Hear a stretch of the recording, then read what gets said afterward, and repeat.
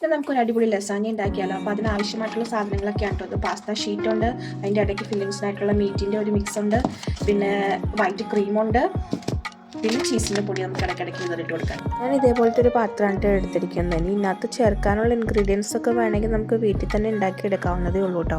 കുറച്ച് സമയം എടുക്കും, അതുകൊണ്ട് ഞാൻ എല്ലാം കുക്കായിട്ടുള്ളതാണ് വാങ്ങിച്ചത്. ഇതിൻ്റെ മുകളിൽ കൂടെ ഫസ്റ്റ് ലെയർ പാസ്തയുടെ ഷീറ്റ് വെച്ച് കൊടുക്കാം. ഇതിൻ്റെ മേളിൽ കൂടെ നമുക്ക് ലെയറായിട്ട് ആദ്യം ചേർത്ത് ഇൻഗ്രീഡിയൻസ് തന്നെ ഇട്ട് കൊടുത്തിട്ട് കുറച്ച് ചീസിൻ്റെ പൊടിയും കൂടെ മുകളിൽ കൂടെ ഉതിർക്കും. ഈ സെയിം പ്രോസസ്സ് തന്നെ ഞാനൊരു 5 ലെയറോളം ചെയ്തെടുത്തിട്ടുണ്ട്. നമുക്ക് 200 ഡിഗ്രിയിൽ പ്രീഹീറ്റ് ചെയ്ത ഓവനിൽ ഒരു 40 മിനിറ്റോളം വെച്ച് വേവിച്ചെടുക്കാം. പാസ്ത ഷീറ്റ് വേവാനായിട്ടാണ് നമ്മൾ ഇത്രയും സമയം എടുക്കുന്നത്. 40 മിനിറ്റ് കഴിഞ്ഞപ്പോഴത്തേക്കും നമ്മുടെ ലസാഞ്ഞ ഇവിടെ റെഡി ആയിട്ടോ.